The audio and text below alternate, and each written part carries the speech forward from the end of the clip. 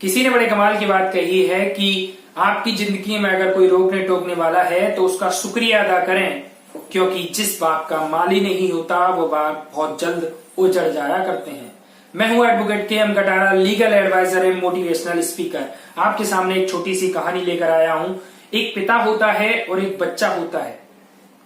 बच्चा अपने पापा के पास जाता है और कहता है, पापा मैं एक क्वेश्चन पूछना चाहता हूं। तो उसका पिता कहता है, बेटा पूछो। पापा कहते हैं, बेटा पूछो। तो वो पूछता है कि पापा, खुश रहने का सीक्रेट क्या है? खुश रहने का सीक्रेट क्या है? तो उसका पापा कहता है कि बेटा, इतनी छोटी सी उम्र में तुम ये क्वेश्चन क्यों पूछ रहे हो? ये तो बहुत बड़ा क्वेश्चन पूछ लिया आपने। इतनी छोटी सी उम्र में इतना बड़ा क्वेश्चन। तो बच्चा कहता है, पापा ऐसे ही मुझे पूछना है, बताइए ना बताइए। तो वो जिद पकड़ लेता है। तो उसका पापा कहता है कि इसका आंसर तो एक ही आदमी दे सकता है कि खुश रहने का सीक्रेट क्या है।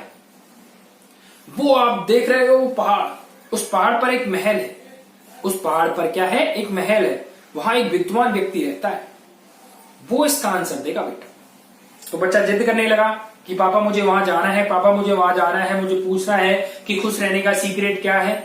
तो उसका पापा मान गए और एक दिन उसे वहां लेकर चले गए। बड़ी दिक्कत परेशानी से उस पहाड़ पर चढ़कर वो पहुंच गए वहां। जब बच्चा ऊपर पहुंचता है तो देखता है कि बड़ा सुंदर दृश्य है, बहुत अच्छा महल है, बहुत अच्छे नजारे दिख रहे हैं वहां से। तो वह मुग्ध हो जाता है, मतलब खो जाता है उसकी सुंदरता में।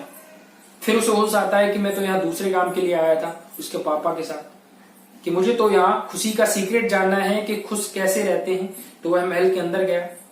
महल के अंदर जाकर देखा तो बहुत सुंदर प्रकार से, बहुत अच्छे से महल को डिजाइन किया जाता, बहुत सुंदर महल था। बड़े बड़े व्यापारी उस विद्वान से सलाह लेने आते थे, पूछने आते थे अपने व्यापार के बारे में।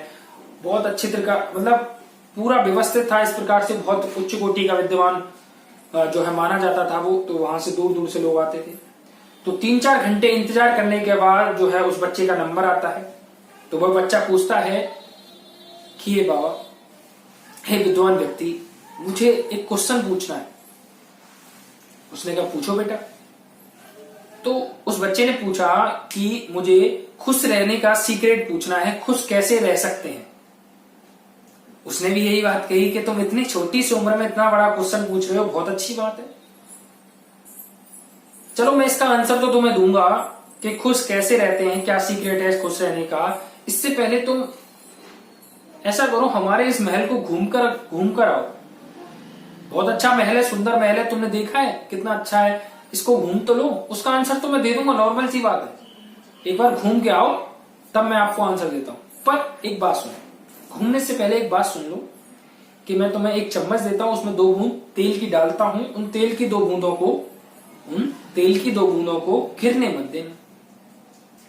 बच्चा बहुत समझदार सा था, क्योंकि ये ऐसा क्वेश्चन उसने किया।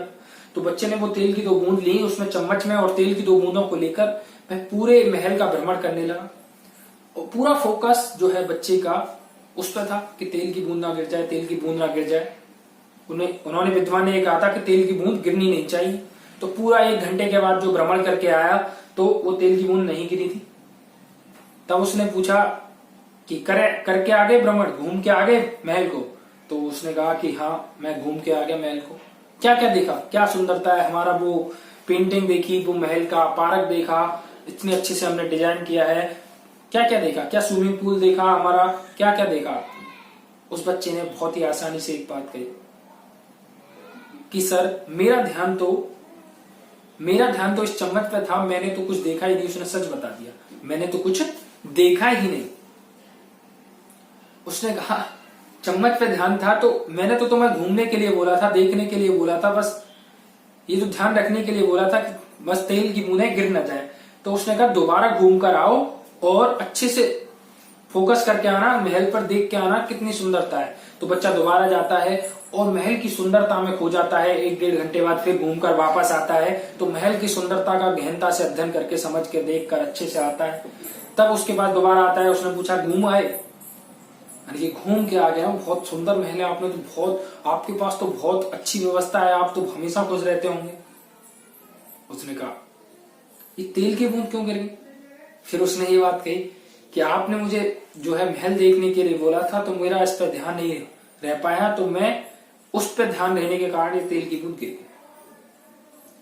उसने कहा, उसने यही बात कही, तो यही तो बेटा बात है, यही तो खुश रहने का सीक्रेट है।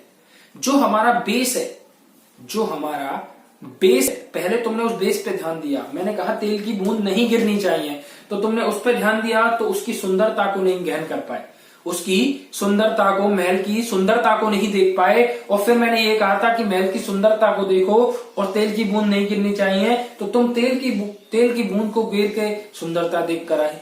तो यही तो खुश रहने का सीक्रेट है कि अपने बेस को साथ रखते हुए, अपने बेस को साथ रखते हुए अपनी जिंदगी में आगे बढ़ना है, अपनी जिंदगी को जीना है। मैंने पहले 2 लाइन कही थी कि अगर कोई आपको रोकने टोकने वाला है तो आपको उसका शुक्रिया अदा करना चाहिए, क्योंकि जिस बाग में माली नहीं होता वो उजड़ जाता है। तो आपकी जो रूट है, जड़ें हैं, वो बड़े बूढ़े जो बुजुर्ग हैं, आपके माता पिता हैं और जो बुजुर्ग हैं आपके गार्जियंस हैं, उनका ध्यान रखना चाहिए। उनके बेस को, अपने को, उस बेस को नहीं भूलना चाहिए कि आप कहाँ थे, कहाँ से स्टार्ट किया था आपने अपना जीवन, उस बेस को भूलना नहीं चाहिए। उस बेस को आप अगर भूल जाओगे तो आप अपने जो है सुख के सीक्रेट से, खुश रहने के सीक्रेट को वंचित हो जाओगे, भूल जाओगे, क्योंकि वो बेस ही था तुम्हें सुख और खुशी देने का। आप उस बेस को साथ लेकर चलिए, अपने जीवन को एब्जॉर्ब कीजिए। जो तेल की बूंदें हम आपके साथ लेके चल रहे हैं, उन पे भी ध्यान देना है, महल की सुंदरता पे भी ध्यान देना है, तभी आप खुश रह पाओगे। अपने बेस पे भी ध्यान देना है, जिससे आपने स्टार्ट किया था। अगर आप भूल जाओगे तो दोबारा आप गिर जाओगे। उस बेस को भी याद रखना है, साथ ही साथ अपने दुनिया की सुंदरता को भी देखते हुए चलना है। अगर आप एक ही चीज पर, अगर अपनी फैमिली या परिवार, अपनी मजबूत जड़ों को, अपनी जड़ों को अगर जो है मजबूत नहीं करेंगे, मजबूत नहीं रखेंगे और आप ऊपर ही ऊपर बिल्डिंग बनाते हुए चले जाएंगे, तो वो बिल्डिंग गिर जाएगी। अपने परिवार की जो जड़ें हैं, अपने गार्जियंस की जो जड़ें हैं, उनको मजबूत रखिए। बाकी जो आप एक चीज पे फोकस कर रहे हो उस पर कीजिए, परंतु अपनी उन पुरानी जड़ों को तो मत भूलिए, क्योंकि वही आधार होती हैं किसी व्यक्ति की मंजिल तक पहुंचने का। क्योंकि वही आपको इस, आज आप सुन रहे हो, समझ रहे हो, इस टाइम तक लाने का श्रेय जाता है सिर्फ उन्हीं को। श्रेय किनको जाता है? उन्हीं को। बहुत छोटे से आपकी जड़ें मजबूत की हैं, वो आपकी जड़ें हैं। जो गार्जियंस हैं, माता पिता हैं और हैं, वो आपकी जड़ें हैं। तो उन जड़ों को मजबूत रखिए, उन जड़ों को कमजोर मत होने दीजिए। मिलते हैं नेक्स्ट वीडियो में, तब तक के लिए जय हिंद, जय भारत।